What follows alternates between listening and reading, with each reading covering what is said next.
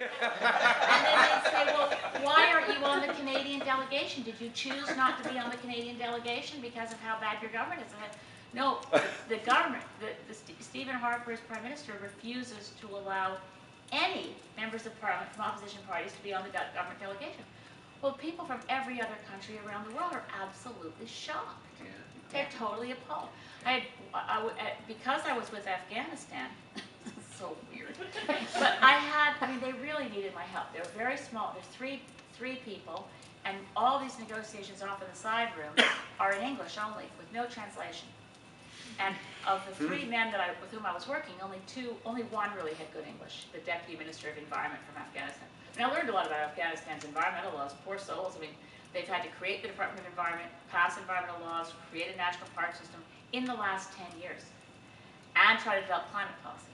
So there's a lot there to work with. Anyway, they still want me to keep working with them. It's really hard because I don't have time to read their laws from here. I get emails from the Deputy Minister wanting me to check things for him. Anyway, back to what I was saying. Because I was with Afghanistan, the negotiating bloc for the developing world is called, I don't know how many of you have any UN experience, but it's called the G77 and China. It's a vestige of the days when there were 77 developing countries. Well, there's now something like 160 some. But the G77 plus China is an extraordinary room to be in as a Westerner. Very few Westerners, people from industrialized countries, are ever in that room when they're sorting out their own shared position in the negotiations. They're extraordinarily skilled, respectful, brilliant at deference negotiation. They're more diplomatic now than what you see from American negotiators, or the Australians were boorish. But this was a lovely group of people, chaired by Fiji, because the chair rotates. But it's an anomalous group because you got all the poorest of the poor, you got the least developed countries of Africa, you got the low-lying island states, all very vigilant and wanting real climate action. But in the same room, you've got India, China, Brazil, Saudi Arabia is in this G77 and China group. So the weirdest conversation I probably have ever had was with a diplomat from Saudi Arabia who I was introduced to him by the ambassador from Afghanistan. And he was so thrilled that he had a Canadian parliamentarian on his delegation. He was introducing me all around anyway. So he said, oh, from Canada. He said, you know, I was on the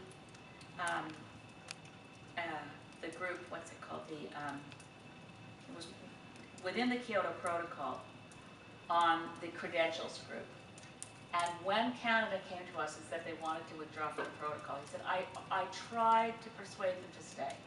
I couldn't understand why Canada would withdraw from Kyoto. And he said, I did my best to convince them they should stay. And I said, I'm so sorry. I was almost in tears then.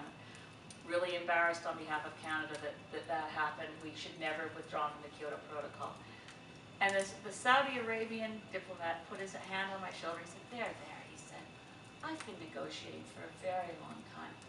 We all know this isn't really Canada. Don't. It was bizarre, because Saudi Arabia is terrible in these negotiations. And they were saying, we know this is. So Canada is so much worse in the room than even Saudi. And the other funny conversation I had, I'd never met Ban Ki-moon before. And somebody wanted to make sure Ban Ki-moon knew that as a member of Parliament from Canada, I was representing Afghanistan.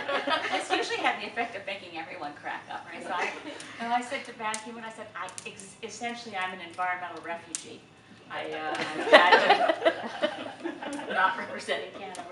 So he thought that was funny. A lot of people were laughing. No, in terms of what it's like, it's horrific to be in a global meeting where I used to be able to go, even at Sierra Club of Canada when I was mad at my government. I was never, ashamed to explain that I was from Canada, because we were, even when we were middling, committing to Kyoto but not living up to it, we were never actually sabotaging the process. And ever since Harper became Prime Minister, we've been sabotaging progress and sabotaging the process. So we're really quite despised in the international negotiations. And the fact of, I had one of my friends from New Zealand, who's a Green Member of Parliament in New Zealand, chose to attend the negotiations not on his own delegation and as an NGO observer for the Global Greens Network, because right now he does not like the policies that are being adopted by the New Zealand government. The Greens in New Zealand are in opposition right now. He made a deliberate choice not to sit on his delegation. People understand that. But when I showed them the letter, Leona Gluka responded to my request from sometime in early September to be on the Canadian delegation. The letter she sent explaining why I couldn't be on the delegation arrived after I was already in Warsaw, and said that they'd chosen the delegation in order to have people who had expertise about climate. And that I wasn't, and that there would be their version. Yeah. So the idea that I wasn't acceptable to my government on our delegation really was, yeah, it blew people's minds in these negotiations. Now next year's negotiation is in Peru. The Peruvian delegation was fit to be tied because so little progress was made in Warsaw.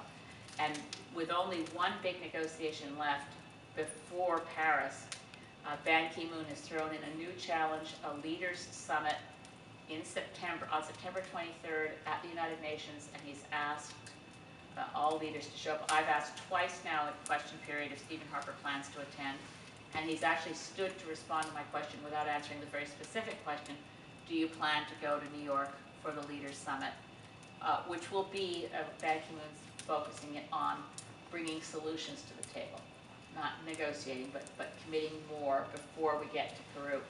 Anyway, next 2014 in global climate negotiations is going to be a very busy time. Chances are that unless Stephen Harper leaves very soon, Canada will completely ignore these really important processes that are happening in the lead up to the Paris negotiation in 2015.